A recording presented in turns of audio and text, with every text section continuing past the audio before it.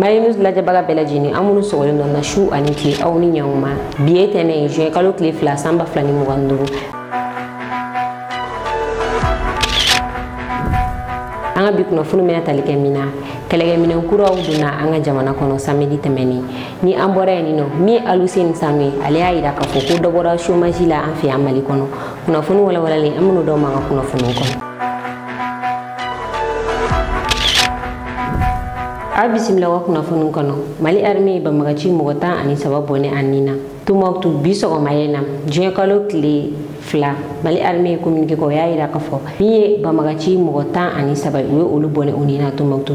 ba magaci munu ku me fega do tumoktu kan kono nala nga adamaja ba magaci na sabula mali army fambege shui ba magaci mogota ani sababu yo bone unina demsani munu nganga de fuke akra sababu we ulla do saldo kono ga datu ku udala sabula kele ku ngana ko sebe mali army kele ngo gani ba magaci mogota ani sababu bone unina ukunna ni ubulu fe muni mali army klala ko ulu be récupérer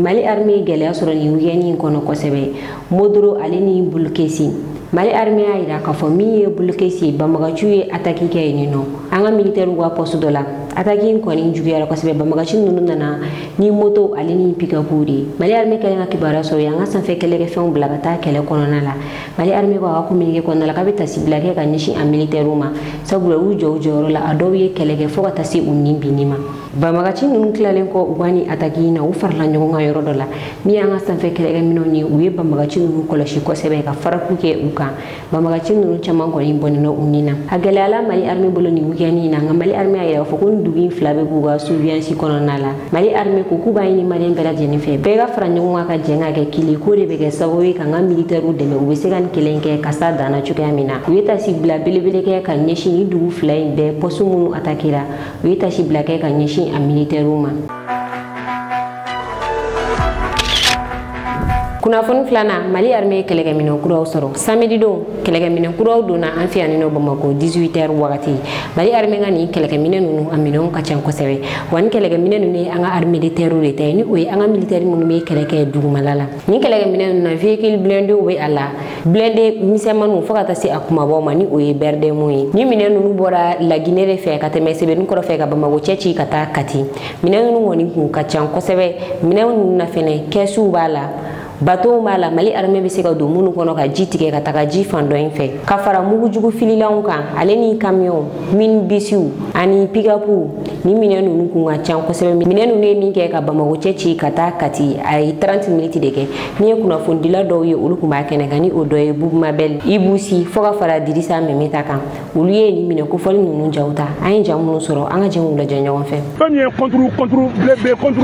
munu be nous ouvre nous gagnons nous blender les dos au lieu chaman bala au lieu de foyer ni tchao tir là au qu'on a contrôle mais c'est la question ou crochi barala au lieu chaman bala camion be gala tout camion nous ba munition du même godo ka damina avion na kana charula ka bola kana blender la ka bola kana fem ko ne deuxième na au lieu ka minen chaman au bala ara nyebula a be falendo fem munition de la balma si termine chama me ka dado la why donc albi ango ni ba foye na bana wati na mo de foye da anta danguma do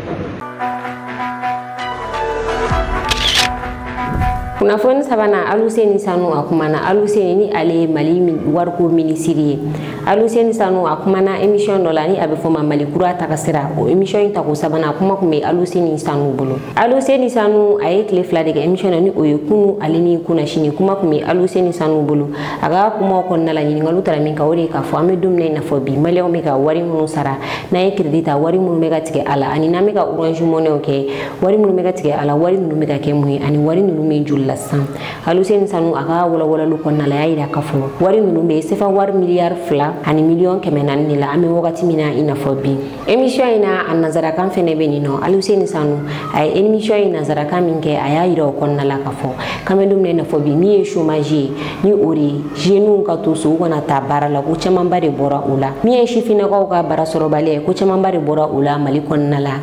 ni san saba konna la ayira kafo ko santo la keme srada la min ye mɔgɔ 6 olu de kun tɛ baara la Mali kɔnɔ ko nka k'an bɛ don min na fɔ bi ko 100 sara la ko mɔgɔ 3 de tɛ baara la hali Hussein Sanu a ka nin kuma in kɔfɛ a mankan cayara kosɛbɛ mɔgɔ caman bɔra ka kuma ko i b'a sɔrɔ an bɛ Mali min kɔnɔ minisiri a tɛ o Mali kelen kɔnɔ ko wagati min na courant bɛ ka tigɛ jamana kɔnɔ entreprise bɛ ka datugu dɔ bɛ ka bɔ jeunes sara la dɔw yɛrɛ bɛ ka bila ka bɔ baara la ko wagati kelen ko k'a fɔ jamana kɔnɔ ko dɔ bɔra chômage la ko tiɲɛna ko y'olu dabali ban kosɛbɛ a kuma mankanw cayara bɔlɔlɔsiraw kan fo ka taa se min ye wariko minisiriso yɛrɛ olu bɔra ka walawalali kɛ a la u y'a yira k'a fɔ ko minisiri ye kuma min fɔ k'a ma faamu kosɛbɛ sabula ko diɲɛ tɔnba min bɛ yen ko olu ka baarako définition chômage ko ta fanfɛla la ko o de tile 7 kɔnɔna la u bɛ mɔgɔw ɲininka i ye baara kɛ ni tile 7 kɔnɔna la yalima i ma baara kɛ mɔgɔ minnu mana baara kɛ k'a bɛ yira k'a fɔ ko olu de bɛ baara la ni dun y'a ta k'a lajɛ an fɛ yan nɔ Mali kɔnɔna la i mana mɔgɔ min ɲininka i b'a sɔrɔ bolominɛyɔrɔ bɛ a la dɔw bɛ t'u baw dɛmɛ sugu la dɔw bɛ t'u faw dɛmɛ foro la mɔgɔw y'a yira k'a fɔ ko Mali bɛ togoya min na sisan nɔ ani o tɔn in jamana ninnu ni o ye nanzara jamanaw ye ko u tɛ togoya kelen na n'i y'a ta k'a lajɛ o kuma in fɛnɛ ye tiɲɛ an bɛ don min na i n'a fɔ bi nanzara jamana minnu ye nin sariyaba ninnu sigi olu ka jamanaw kan n'i bɛ chômage la wari dɔ de bɛ ta k'a d'i ma i ka se k'i yɛrɛ balo nka an fɛ yan Mali kɔnɔ n'i tɛ fosi la i bɛ wuli k'i débrouiller i yɛrɛ mɔgɔw y'a yira k'a fɔ ko u bɛ k'o débrouiller min kɛ ka taa u somɔgɔw dɛmɛ ka taa u baw dɛmɛ sugu la ou bien ka taa u faw dɛmɛ foro la ka baara fitinin fitinin minnu kɛ u ka se k'u yɛrɛ balo k'a bɛ ka yira k'a fɔ ko u bɔra chômage la k'u ma bɔ chômage la dɔw fɛnɛ y'a yira k'a fɔ ko Mali baarako sariya yɛrɛ de kan ka taa kɛrɛnkɛrɛnnenya la mɔgɔ minnu bɛ baara la olu ka hakɛ kan ka kɛ min ani mɔgɔ minnu tɛ baara la olu ka hakɛ kan ka kɛ min baara kan ka ɲini ka d'u ma cogoya min na ko o sariya de kan ka sinsin an fɛ yan Mali kɔnɔna la nka yanni o cɛ an ka Hussein Sanu a yɛrɛ ka kumakanw lamɛn. Hakilisigi bɛ ka da kan jamana n'i y'a mɛn a bɛ fɔ a bɛ taa ɲɛ sigiden dɔw de bɛ yen sigiden dɔw ni olu bɛ taalen sira dɔw fɛ o sira b'a yira k'a fɔ jamana in a tacogo ka ɲi o sigidenw b'a yira o sigiden dɔ ye taux de croissance ye jamana ye nafa minnu bɔ salon a n'a ye nafa minnu bɔ salon na sini n'i y'olu sigi ɲɔgɔn na n'i ye sigiden mun sɔrɔ o de b'a yira k'a fɔ n'i bɛ taalen ɲɛfɛ ou bien n'i bɛ ka segin kɔfɛ donc sigiden dɔw fana bɛ yen n'a bɛ f'o ma dundalafɛnw sɔngɔ jamana kɔnɔ sɔngɔ minnu bɛ yen fɛn feereta minnu bɛ yen u sɔngɔ est ce que sɔngɔ cayara est ce que sɔngɔ dɔgɔyara n'an b'a fɔ a ma ko taux d'inflation sigiden dɔ bɛ yen n'a bɛ fɔ a ma ko chômage mun b'a yira k'a fɔ est ce que denmisɛnnin minnu si sera baara ye n'u ye baara demander u ye kalo 3 k'u ma baara sɔrɔ est ce que o denmisɛnnin hakɛ min tun bɛ salon ani minnu tun bɛ salon na sini n'i y'a comparer a bɛ ka caya wa a bɛ ka dɔgɔya wa donc sigiden damadɔ bɛ yen minnu b'a yira n'i y'a sɔrɔ ni dugu a bɛ ka taa ɲɛ ou bien a bɛ ka segin kɔfɛ n'i ye Mali ka sigiden in bɛɛ ta k'a ta 2020 na ka na bi la sigiden in bɛɛ bɛ ka taa sira fɛ sira min b'a yira k'a fɔ an bɛ ka taa ɲɛfɛ n'i ye Mali fana ni a kɛrɛfɛ jamana in bɛɛ ta UMOA ou bien Sahel jamana in bɛɛ ta i b'a ye k'a fɔ n'an tɛ fo sanfɛ ani sanfɛfɛla man jan gouvernement ye sariya dɔw ta kɔsa in na minnu b'a to an ka se ka kan yɛrɛ ye halisa parce que an ka jamana comme n y'a fɔ cogo min na gɛlɛya ka ca a kɔnɔ ko caman kuntalen don ka ɲɛsin an ma an y'an yɛrɛ bɔ caman na mais caman bɛ ɲɛfɛ halisa a tɛ taa halisa ni jilaja tɛ bi bi in na comme an y'a fɔ cogo min na diɲɛ kɔnɔ nafoloko gɛlɛya bɛ fan bɛɛ nafoloko gɛlɛya bɛ fan bɛɛ an y'a ye k'a fɔ ministère des finances an ye message caman sɔrɔ k'a fɔ k'an ka compte dayɛlɛ mɔgɔw b'a fɛ ka dɛmɛ lase transition ma parce que vraiment kɛlɛ a sɔngɔ ka ca gɛlɛya minnu bɛ yen a kunbɛli ma nɔgɔ donc an ye compte dɔ dayɛlɛ mais mɔgɔ caman ta kalama bi bi in na an ye miliyari 2 ani miliyɔn 400 de sɔrɔ compte in kɔnɔ mais halisa maga ma k'a la fɔlɔ parce que an b'a to n'a cayara an bɛ fɛn k'a la mɔgɔw ɲɛ bɛ se ka fɛn minnu ye o de ka ɲi parce que ni a kɛra cogo cogo ni fɛn dir'i ma f'i ka tila ka taa ɲɛfɔ a bɛ cogo min na bi compte in kɔni an bɛ a solde bila an ka site kan wagati ni wagati bɛɛ k'a dɔn compte relevé a filɛ nin ye wari min donna a filɛ nin ye gundolafɛn tɛ maintenant an y'a ye sisan k'a fɔ gɛlɛya cayara hali kuranko gɛlɛya bɛ yen jiko gɛlɛya bɛ yen sirako gɛlɛya suguya ka ca an ko bon an k'a lajɛ maliyɛnw ka solidarité bɛ cogo min na an b'a demande u fɛ an bɛna dɔrɔmɛ 1 ta n'i bɛ transfert d'argent kɛ n'i bɛ ko wari ci ni téléphone ye an bɛ 1% ta a la et puis n'i bɛ téléphone ci an bɛ 10% ta pour que ka fond in k'a bila kɔnɔ a ka se ka jamana baara ni a bɛ kɛ ni fɛn o fɛn ye jamanadenw bɛ bɔ a kalama cogo min na kunnafoni nanna sirabakan kasara dɔ kɛra Segu kunu dumashi 16h wagati. Sirabakan kasara in a kɛra zantigilare car fila a yirala ka fɔ olu donna ɲɔgɔn na. Car fɔlɔ ni o ye Air Labo Transport ye, car filanan o ye Express T. Ni car fila ninnu olu de sera ɲɔgɔn ma. A yirala ka fɔ mɔgɔ caman ni tora la wa mɔgɔ caman banana fɛnɛ. Nka min ye mɔgɔ min ni tora la ani mɔgɔ min banana o jate kɛrɛnkɛrɛnnen an ma ɲɛ sɔrɔ o la. Min ye mɔgɔ min ni tora la ani mɔgɔ min banana o jate kɛrɛnkɛrɛnnen an ma o sɔrɔ. Nka a yirala ka fɔ ko ni car ninnu u si kun tɛ ka boli dɔɔni dɔɔni u bɛɛ kun bɛ vitesse de la. O de kɛra sababu ye car ninnu donna ɲɔgɔn na. Ni seli ɲɛkɔrɔla in na passagers pereselen don ni o ye voyage kɛlaw ye. Minnu bɛ ka voyage ka taa seliw la u pereselen don. Minnu fɛnɛ bɛ ka mobili boli olu pereselen don. Mobili bolilaw ta tɛ dɔwɛrɛ n ka se ka turu caman kɛ. Mobili dun sɛgɛnnen don siraw fɛnɛ sɛgɛnnen don. Voyage kɛlaw ta tɛ dɔwɛrɛ n ka se n seyɔrɔ la joona n ka se ka lafiya. Nin ye fɛn min bɛ kɛ sababu ye ka na ni accident ye sirabaw kan. O sababuya de la sa ni car fila ninnu a yirala ka fɔ ko u kun bɛ vitesse yɛrɛ de la u donna ɲɔgɔn na. Mali gouvernement u kan ka mesure kɛrɛnkɛrɛnnen ta kariw ka vitesse ko kan. Sabula min ye sirabakan kasara ye ale cayalen don an fɛ yan kɛrɛnkɛrɛnnen na kariba minnu bɛ boli ka taa dugu ni dugu la. A sirabakan kasara cayalen don an fɛ yan nɔ. A bɛ kalo damadɔ bɔ minisiri min ɲɛsinnen don transport ma olu kun y'a yira ka fɔ k'u bɛna mesure kura dɔ ta ni o ye ka GPS kɛ kariw bɛɛ la ni kari min vitesse bonyana o compagnie olu kan ka ɲangi. Nka o mesure in ma sigi sen kan fɔlɔ. An b'a jigiya don dɔ nataw la o mesure in ka se ka sigi sen kan yaasa dɔ bɛ se ka bɔ sirabakan kasara la cogoya min na. Kunnafoni duruna defu daminɛna an fɛ yan nɔ bi Mali fantan ani naani bɛɛ lajɛlen fɛ defu daminɛna bi ni o kɛra juin kalo tile 2. Defu daminɛli baaraw kɔnɔna la denmisɛnnin minnu bɛna defu kɛ ɲina o ye denmisɛnnin mɔgɔ 300 ani 50 ani 409 olu de bɛna defu kɛ an fɛ yan nɔ ɲina.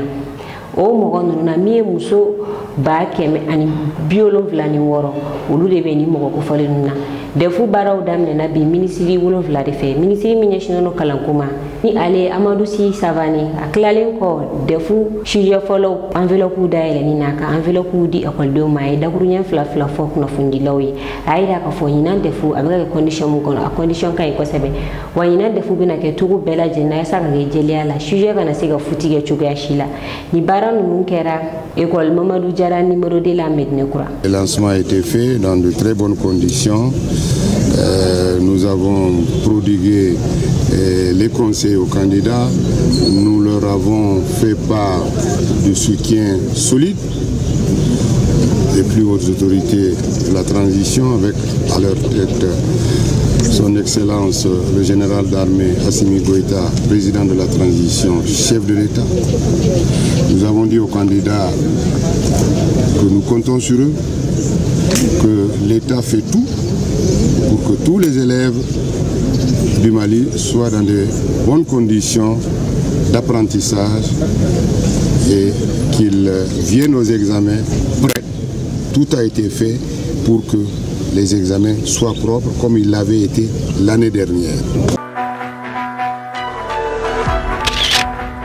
Kunnafoni kuncɛla Abdurahmane Tchani ni o ye Niger jamanakuntigi ale bɔra ka kuma samedi don ka dugujɛ dumashi la a ye discours ba kɛ u ka télévision nationale la kabini ale kɛra Niger président de la République a kuma bɔ ka kuma tan fɔlɔ a ye heure 3 ale ni miniti 15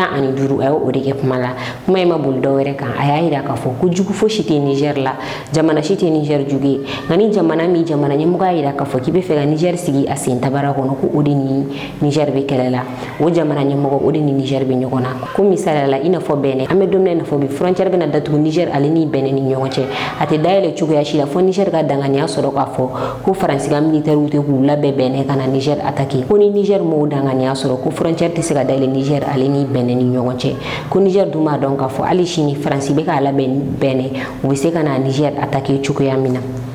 A ka kumaw kɔnɔna la a kumana Faransi jamanakuntigi fɛnɛ kan ni o ye Emmanuel Macron a y'a yira k'a fɔ ko fɛn fɛn bɛ ka AES jamanaw sɔrɔ bi ko mɔgɔ fosi tɛ Emmanuel Macron ni nɔ don ko Emmanuel Macron de bɛ ko in bɛɛ jukɔrɔla la a ka kuma la a kumana Faransi jamanakuntigi fɛnɛ kan a y'a yira k'a fɔ ko fɛn fɛn bɛ ka Sahel jamanaw sɔrɔ bi ko Emmanuel Macron de bɛ a jukɔrɔ ko mɔgɔ si nɔ tɛ ko Emmanuel Macron de bɛ attaque ninnu bɛɛ lajɛlen labɛn wa ko fɛnɛ baɲumankɛtɔn minnu bɛ an ka jamana ninnu kɔnɔ i n'a fɔ Organisation internationale à la migration ale ni Croix Rouge o n'a ɲɔgɔnna caman ko ni baɲumankɛ tɔn nunu de bɛ wari di banbagaciw ma ko baɲumankɛ tɔn tɛ ko nunu ye banbagaci dɛmɛlaw de ye wa ko a bɛɛ ye Emmanuel Macron k'ale de bɛ ko nunu bɛɛ jukɔrɔla la. An ka jɛ an ka taa Général Abdourahmane Tiani a ka kuma kunkurunin na k'an bi kunnafoniw kuncɛ. Mais pour répondre à votre question, tous ceux qui disent que de l'autre côté du Nigeria la frontière est ouverte, mais n'ont qu'à s'approcher du service de la douane route d'Osso. Oui. Ils comprendront qu'il n'en est rien. D'accord. C'est tout ce que j'ai à leur dire. Ils n'ont qu'à s'approcher. Il n'y a aucun traitement de différence. Hein? Quel intérêt? Si nous maintenons notre frontière fermée, mais il ne faut pas qu'on ait la mémoire courte. Récemment,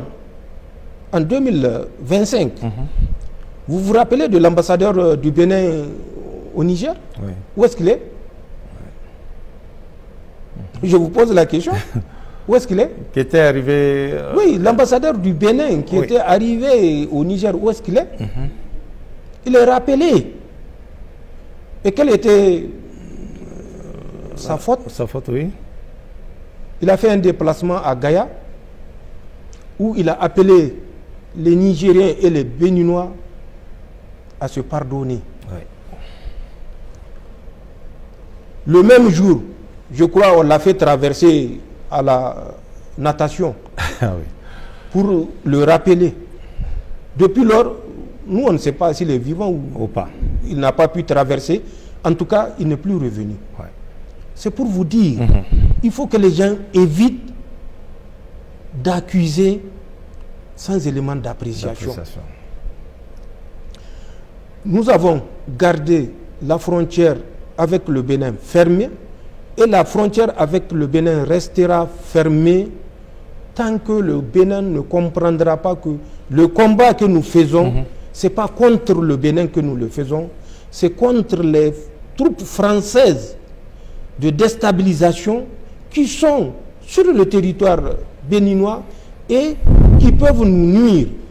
Certains esprits éclairés disent non, il faut concentrer des hommes, des FDS sur le pont pour contrôler. Mais il faut que les gens parlent de ce qu'ils connaissent, de ce qu'ils maîtrisent. Ça me fait plus de 40 ans de carrière militaire. Vous croyez que même si je suis le dernier, je ne dirais pas le mot, de la classe, je ne suis pas en mesure, à travers le savoir, juste empirique, de décider à partir d'analyses pertinentes, à plus forte raison que je ne suis pas seul. Il y a des collaborateurs, bien sûr. Et dans tous les domaines d'expertise, que des individus qui, à longueur de journée, sont dans leur fada, pensent que nous sommes les méchants. Non. Il n'y a pas de traitement différencié entre la frontière du Bénin et la frontière du Nigeria. Je l'ai dit par rapport au Nigeria, les points de méfiance que nous avons vis-à-vis du Nigeria ou des autorités du Nigeria par rapport à des actes précis qui ont été posés, que je viens de vous citer, les mêmes reproches que nous faisons au Bénin.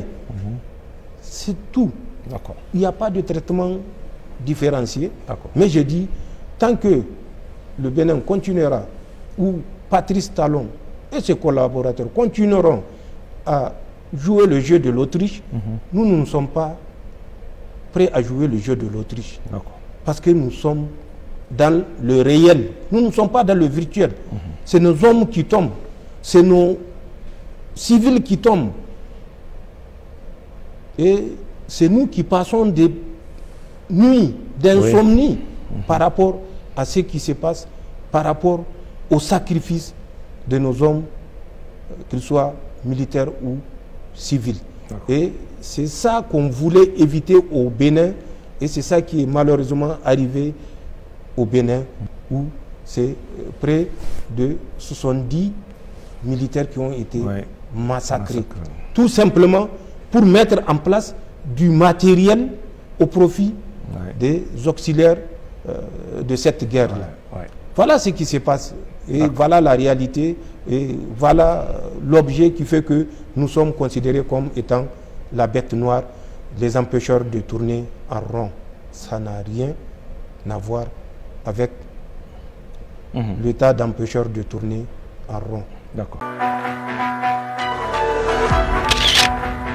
Ni ne kun y'an ka bi kunnafoni ka dɔ kulo kan aw ni ce aw ka lajɛliko ɲuman na an ka foli b'an lajɛbaga bɛɛ lajɛlen kɛrɛnkɛrɛnnena minnu bɛ k'an lajɛ ka bɔ Senegal aw k'an bɛn wagati wɛrɛ. Aw minnu bɛ fɛ ka an ka kunnafoniw sɔrɔ sanga ani wagati aw ka groupe WhatsApp sanfɛla la aw bɛ se ka nin numéro kofɔli in wele ni o ye 91 21 40 84 o la condition fɛn fɛn b'a la yaasa aw bɛ se ka don an ka groupe WhatsApp la aw b'o bɛɛ lajɛlen sɔrɔ nin numéro in fɛ.